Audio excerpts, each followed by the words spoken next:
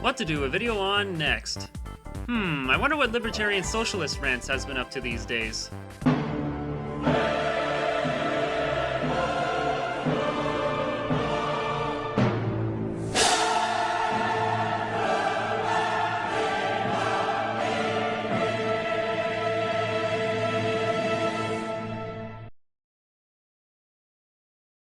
Oh. Hello everyone, today I'm going to list what I consider to be the top 10 most cringeworthy moments and ideas from the great Brolosophers of YouTube. These are people whose rhetoric on gender and racial issues, for whatever reason, seems to fly in the face of observable reality. They feel that they are under attack from the politically correct, cultural Marxist, regressive leftist, SJW feminazi, virtue signalling, low testosterone, beta male faggot cuckspiracy. Get some popcorn, keep your valuables out of harm's way, and get ready to head desk like you've never head desked before, because I'm gonna take you on a fucking thunderous voyage of stupid. Cameron, come on, Cameron, come on. Wow, you went and called all the names out, eh? Alright, Cammy, you got my attention. I got my seat and grabbed my popcorn. I'm sure the head desks will be glorious. Let's dive in. Let's begin.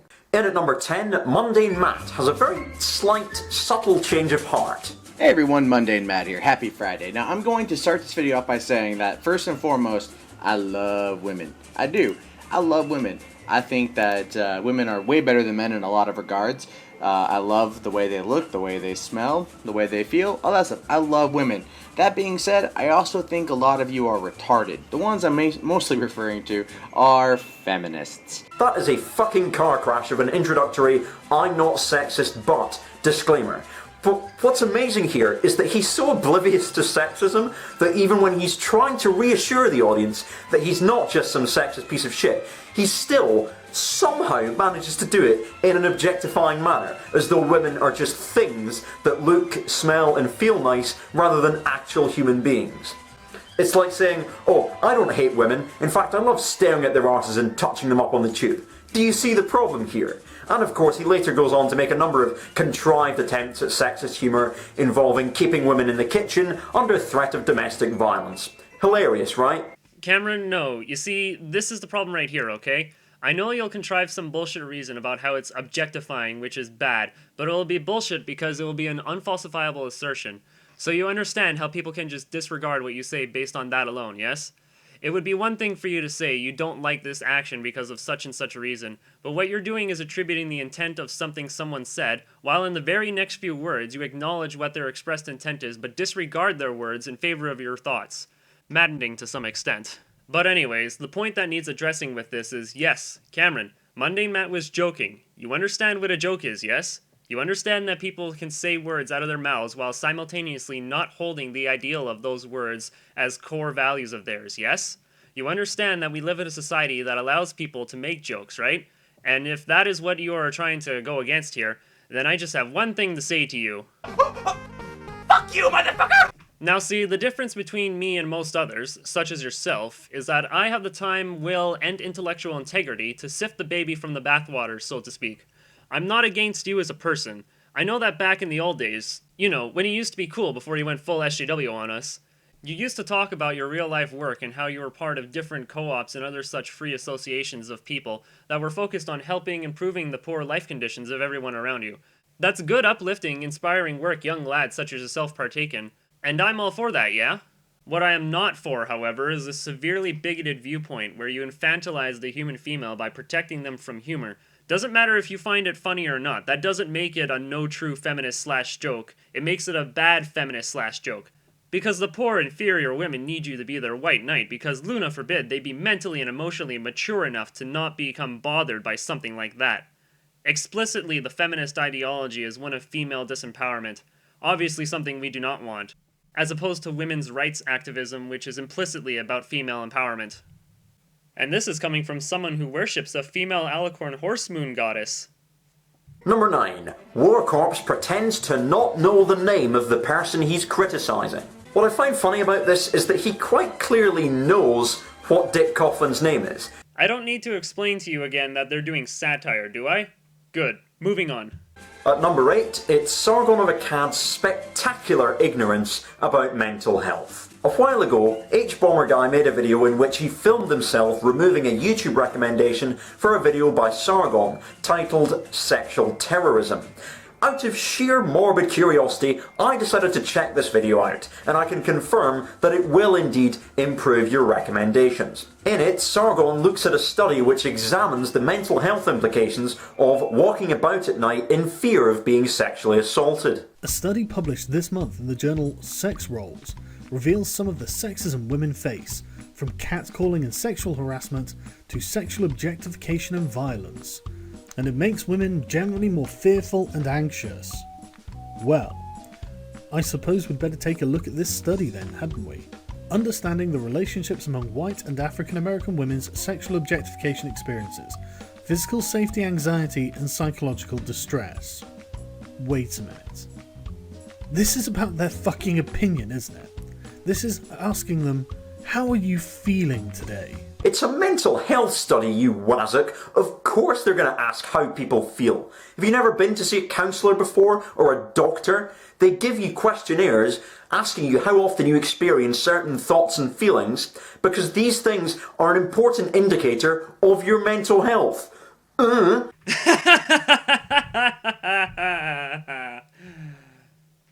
No wait, I wasn't finished. Oh, Cammy. You know, I used to like your content in a serious manner, but now I'm starting to like it in a satirical manner.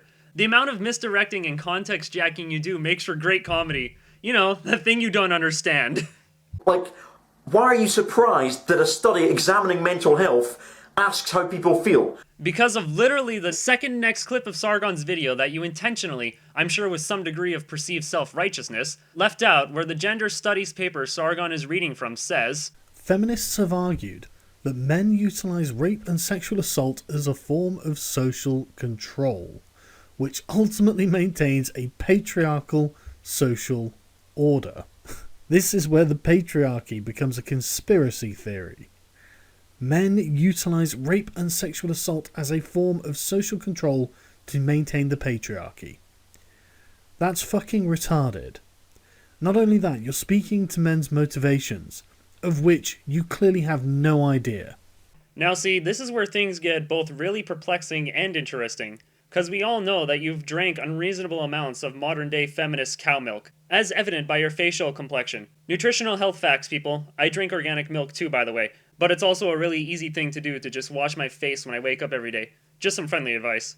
So we all know you believe in some form of a conspiratorial, whether it be explicitly or implicitly, though in the case of this paper it argues explicitly, patriarchal social order. We know you agree with this statement, and since you would have seen this statement when you watched Sargon's video, why not also include it in your response? You are agreeing with the validity of the statements made in this paper after all. That is what you're doing here. So why would you not also include the very foundation of your social hypothesis as being equally valid?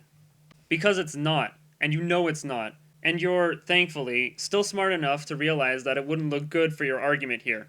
Because it's again another unfalsifiable claim that feminists only have the sophistry of the not an actual science, social sciences to draw evidence for this claim from. Like in this very paper, which itself does a particularly poor job of trying to convince the reader that patriarchy exists. And this is how it comes back to Sargon's actual argument here of why he has a problem with this paper basing its claims off of the opinions of its participants. Because they're not sound, they are irrational, caught up in the moment perceived problems, with no factual basis being drawn upon. The very fact that this paper gives the same validity to the statement about patriarchy as it does to the rest of the statements proves it's bollocks. You know this, but instead of finding fault with your own ideals, you sought to be intellectually dishonest and lie to your audience about this, which I personally find disgusting, that you would use such advanced reasoning abilities for evil. So I hope you watch this response and see the error of your ways and rejoin the fight for reason, while we're still able to. Results from a path analysis supported the relevance of sexual objectification experiences in women's physical safety concerns and psychological distress, but revealed some group differences that deserve further exploration. Well, I can't say that I'm surprised. If I enjoyed the sort of deranged worldview that academic feminists enjoy, I would be terrified too. How do you know these are all academic feminists that are responding to this?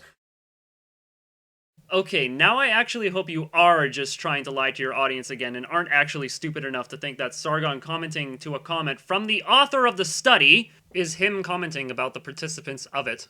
Feminists or not, these are ordinary women who are going about with a fear of being sexually assaulted. That's a serious issue. And how does Sargon respond to it? Glib dismissal and conspiratorial thinking, as though the feminists are all producing studies and being like, we need to convince people that rape is a bigger problem than it is. You what, mate?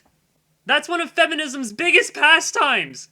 Do we really need to refer to the American University campus rape statistics that the feminists use, of which even the fucking authors tried to tell you people that the study doesn't say what you think it says? Stop using it wrong! In at number 7, it's Nate Talks to You with You Don't Want to Get Raped, correct? Hi, I'm Anna Akana, and I'm here to help women everywhere not get raped. Because it's totally our responsibility, right? Right. I mean, you don't want to get raped, correct? Just look at the utterly vacant expression on his face as he says this. You can tell he just doesn't give one solitary fuck about women, does he? The issue being raised in the original video is that the responsibility for rape lies with the rapist and not the victim, and yet we seem to live in a culture that responds to rape by policing the choices of women to wear whatever they want and drink as they please. This seems to fly over Nate's head as he makes the same tired analogies about wearing a seatbelt and how leaving your house unlocked leaves you open to burglary. This is despite the fact that burglary and rape are two very different crimes. To treat them both as inevitable is patently dishonest and lets rapists off the hook. Also, no, you sadly confuse young man.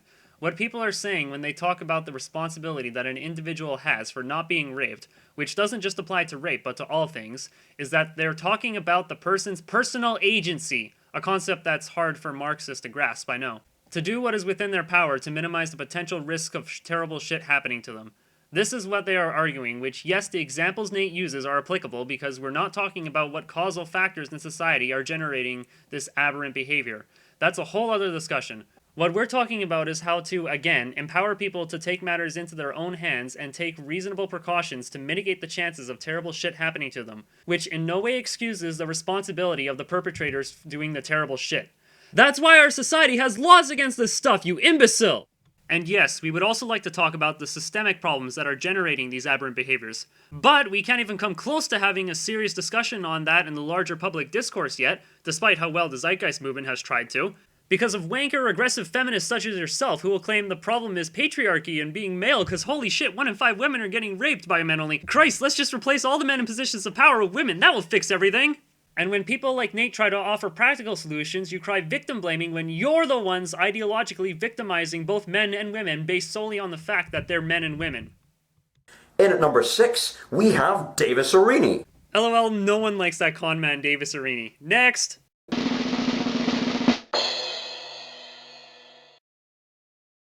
The pretending to drink whiskey. Wait, pretending to drink whiskey? Wait, what? Wow, what a faggot. You see, the thing with Davis Aurini is, he just is. You know, he just is. I completely agree. Davis Aurini, number 6.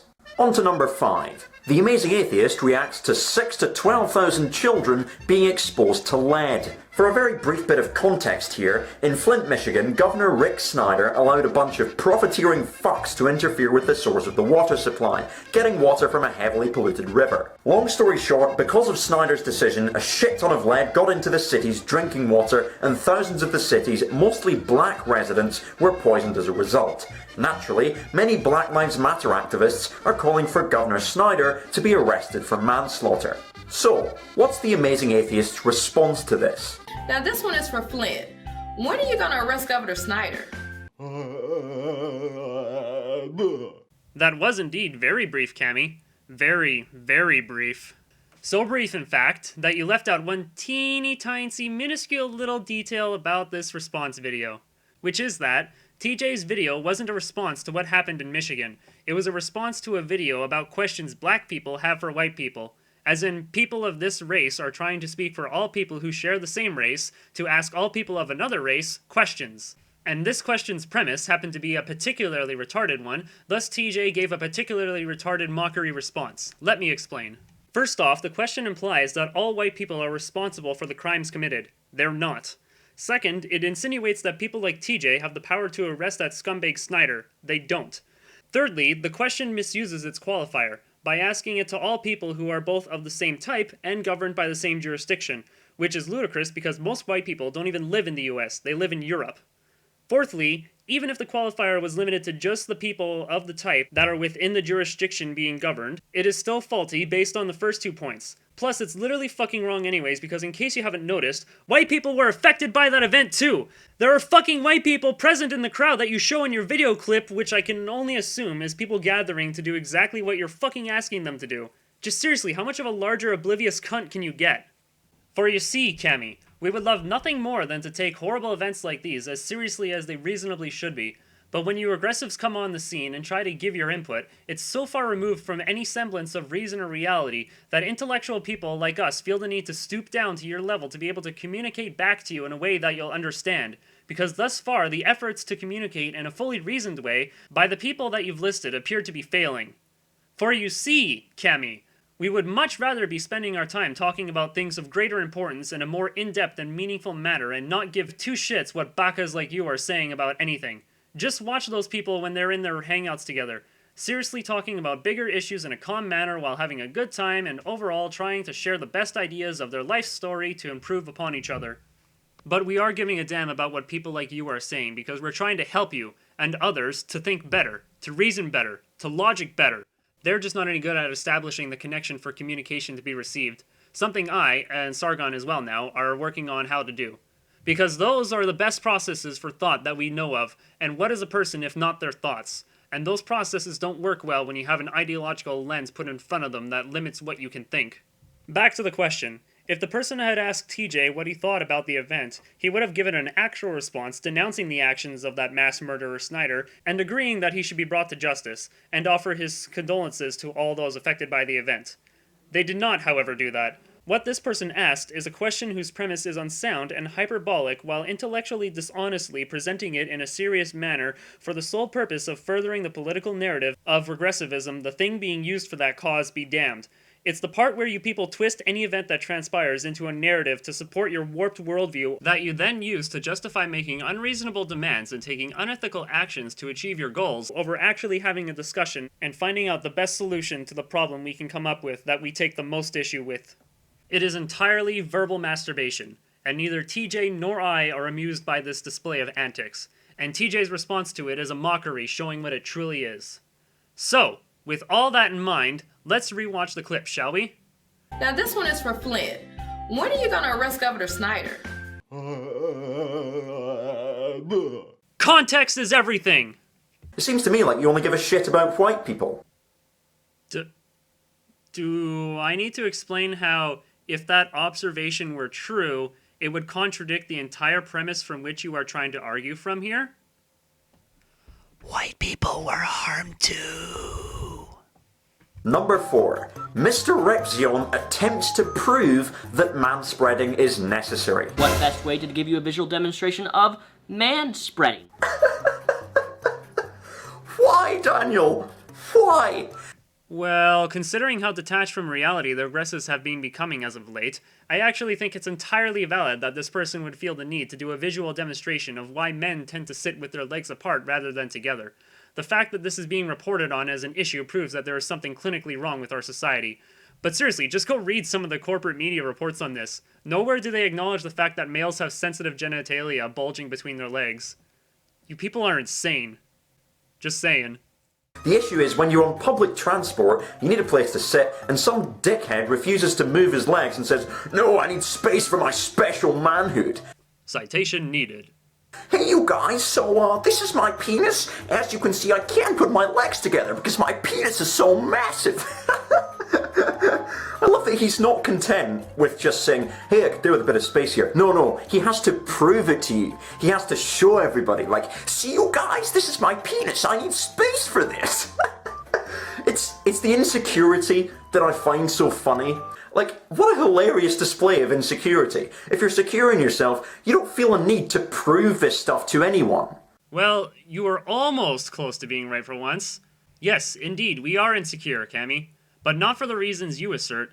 It's for the reason I just explained. We skeptical, rational people are feeling deeply insecure that this utter insanity is generating so much attention and support from our established institutions. It does not bode well for the future of the human civilization. And the thing is, like, I don't know about anyone else, I'm actually perfectly comfortable with crossing my legs, and I know plenty of adult men who are fine with that as well. So I really don't see what the problem is. And there you go, displaying your lack of self-awareness again. Hey, guess what, Cammy? I like to sit with my legs crossed too. And you know what else? I can understand that there might be other people in the world who don't! Which, again, sometimes might have something to do with their reproductive organs being squished when they do so. In at number 3, it's questions white men have for SJWs. Recently, the Amazing Atheist and a bunch of other white guys got together for a giant internet collective masturbate-a-thon in which they repeatedly barked questions at feminists without really wanting an answer. Most of them weren't so much questions, more accusations with a question mark at the end. You mean exactly like that BuzzFeed video that you didn't inform your audience that was what TJ was responding to? And some of them really were mind-numbingly stupid. In your version of equality, will white men ever have a voice in society, or will white men always be too privileged to participate in discussion? Parliamentary seats, media representation, better employment opportunities. It's not enough! We need more! Please don't ruin our big club by inviting other people into it. No, Cammy, you're showing your intellectual dishonesty again. You know that's not the reason why Skeptic is asking that. He's saying that because in your ideological crusade for equality of outcome, you are quite happy to oppress white men who aren't even oppressing anyone in any instance where you're able to virtue signal to your fellow regressives that you are a good crusader for the cause. Or do I need to bring up the countless examples of people with dissenting opinions being banned from various social media platforms, most of which just so happen to be poor white men, or where the lying racial hate group Black Lives Matter protesters stole Bernie Sanders' mic from him with threats of shutting down his own event when his entire campaign was built on pandering to you people. And I didn't see any of you harass or threaten the cunt when she's the one who actually subverted your cause by proven election frauding the fuck out of Bernie Sanders, who actually won the Democratic Party nomination. You pissant. Or should I just bring up Mizzu University, where your fellow SJW ideologues forced a white male student reporter out of a public area? Yeah, didn't think so. Here's what I have to say to you. You lost this one, bro. You lost this one, bro. Back up. You lost this one, bro. You just lost this one, bro. You lost this one, bro. Back up. You're pushing me. You're pushing me. I'm being pushed. We're walking. You're not doing your job. You're not doing your job. It's our right to walk forward, isn't it? I believe it's my right to walk forward. Sorry to burst the bubble here, but all people are really asking is that we A, don't invite ourselves into discussions where opinions aren't relevant, and B, don't dominate the discussion when our opinions are relevant. It's not that fucking difficult. Translation: we want you racially segregated, and if you say something we disagree with, you will be ostracized and met with the harshest legal penalties we can inflict on you. Gee, I can't imagine why you have so many people disagreeing with you on your viewpoint. And maybe you would have figured this out if you'd actually bothered to listen to people. Of all the people you could have said that to, you chose Skeptic? You know, the guy that does massively long animated videos on a regular basis where he takes videos of people who share your political viewpoints and responds to everything they have to say? Kinda like I'm doing.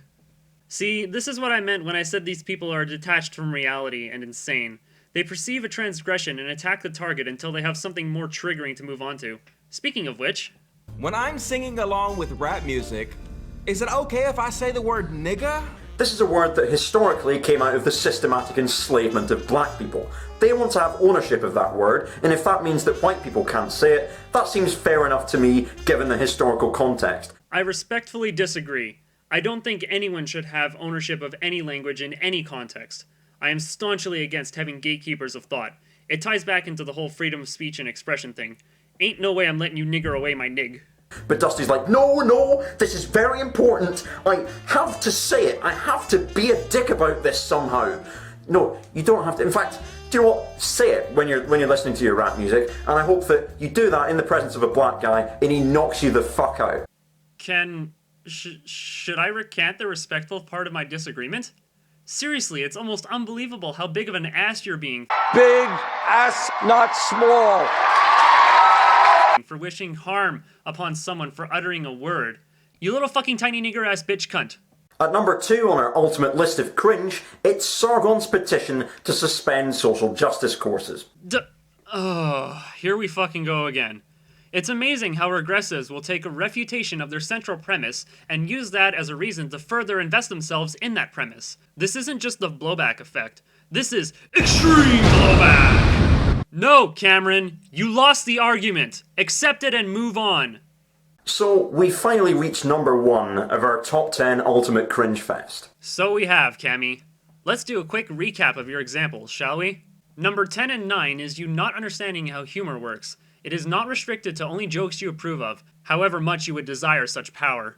Number 8 is you defending a gender studies paper as science, even when the gender studies people themselves admit their field of research is not grounded in any science of natural law. Hva på en måte det vitenskapelige grunnlaget ditt for å si at biologi ikke spiller noen rolle når det gjelder menn og kvinners ulike yrkesvalg? Mitt vitenskapelige grunnlag? Jeg har nok et ganske, det du ville kalle, et veldig teoretisk utgangspunkt. Altså, biologi får liksom ikke plass der for meg. Altså, ja. Og jeg synes nettopp også at samfunnsforskning der skal utfordre tenkning som baserer seg på at forskjeller mellom mennesker er biologiske da. Når du sier at det ikke noen medfødte forskjeller mellom jenter og gutter som forklarer deres ulike interesser, hva baserer du det på? Altså, jeg må jo forholde meg til vitenskapen, ikke sant? Jeg skal prøve å si noe om hvordan ting og hva som henger sammen her. Og så langt så har ikke vitenskapen klart å vise at det en genetisk opphav til kjønnsforskjeller. Nei, utover det som om det reproduktive systemet. Nei, for du anerkjenner jo ikke at de undersøkelser på en måte viser det på... Og det på en måte greit, men... Fordi de har en missing link. Harald, de har en missing link. Ja, men hvordan vet du at det ikke noen medfødte? Det det jeg ikke forstår. Nei, men jeg sier at i det øyeblikket de klarer å vite... Ja, men du har jo sagt at det ikke noen viktige medfødte forskjeller når det gjelder følelser, interesser, sånne ting. Hvordan vet du at det ikke noen... Nei, la oss si det sånn at min hypotese at det ikke noen forskjeller. Vitenskapen har ikke bevist at det noen. Meaning it's a bunch of BS, bad science. Also, to Mr. and Mrs. Gender researchers there, science hasn't been able to prove a genetic origin to gender differences because the age of genetics has been over for a while now.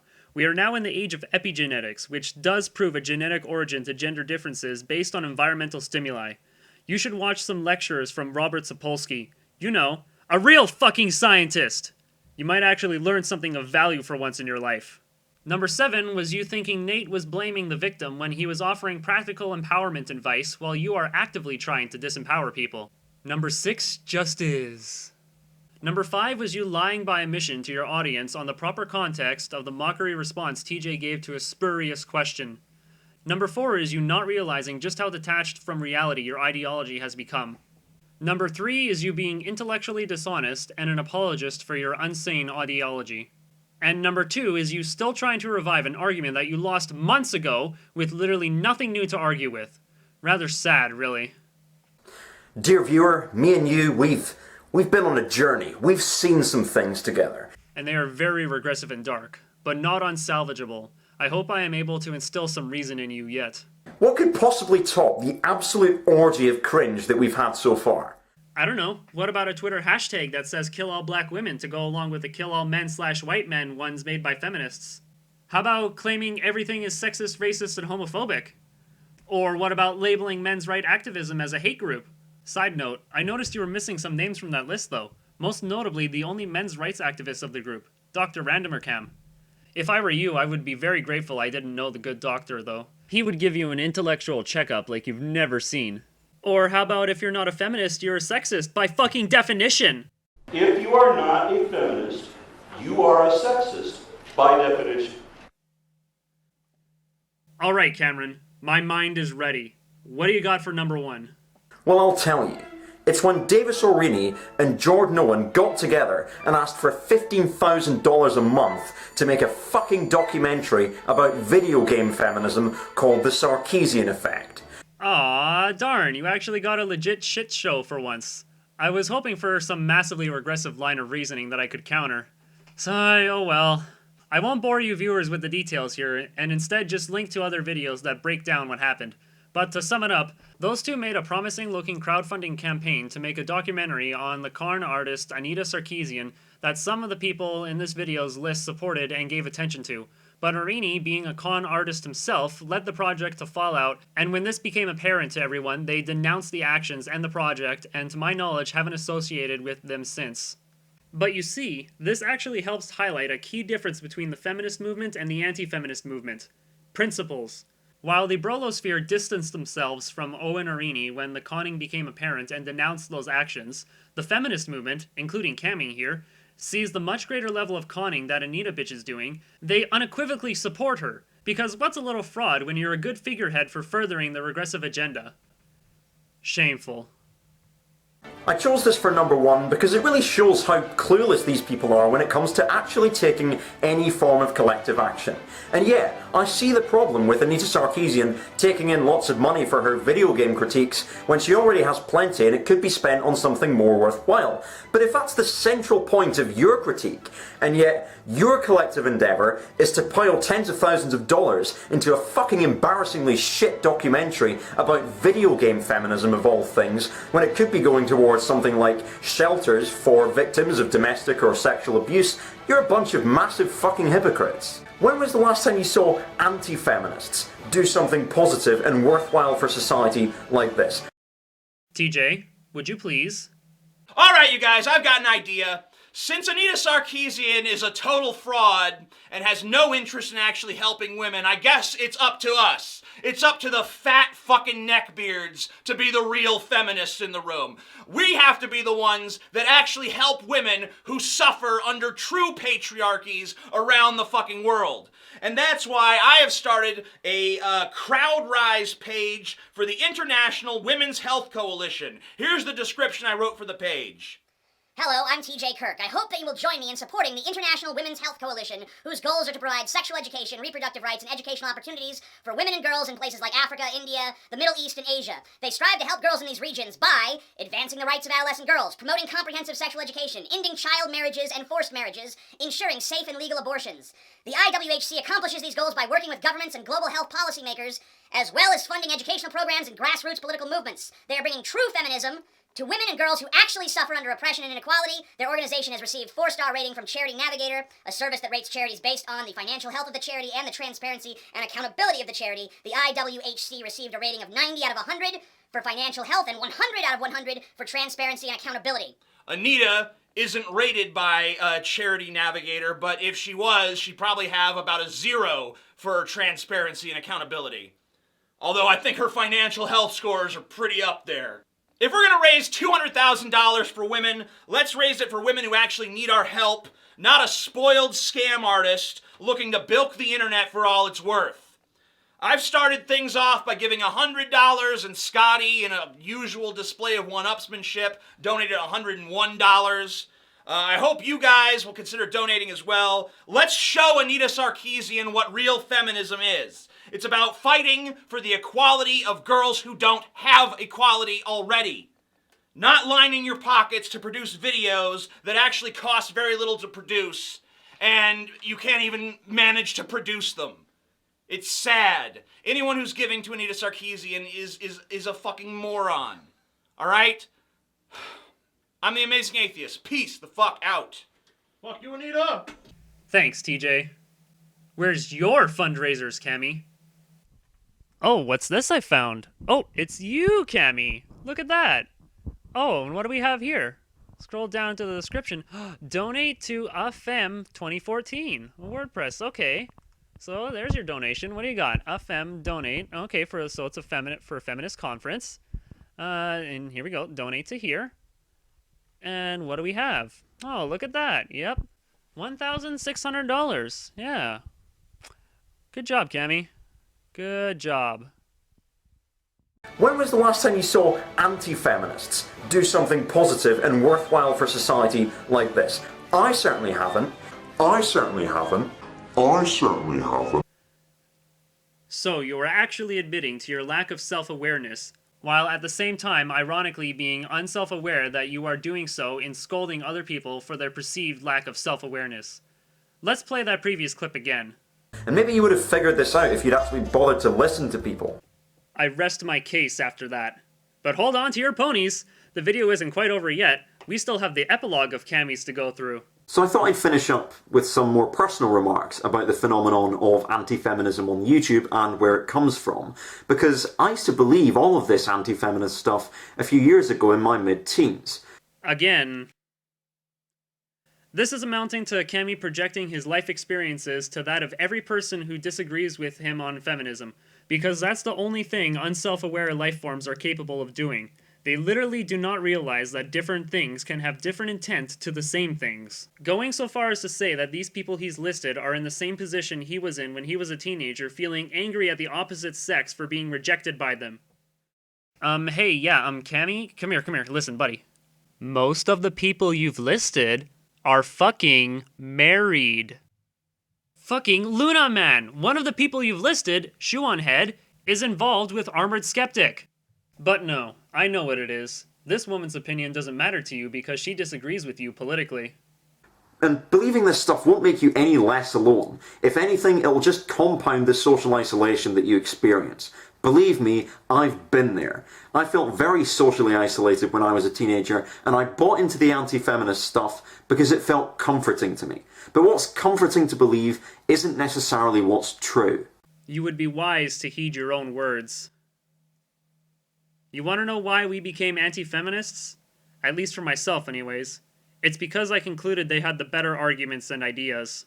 And given that we're in the middle of a runaway greenhouse effect and the 6th great mass extinction on this planet right fucking now, we're going to need all the good ideas we can muster as fast as possible, not just for the near-term survival of our civilization, but of our species as a whole.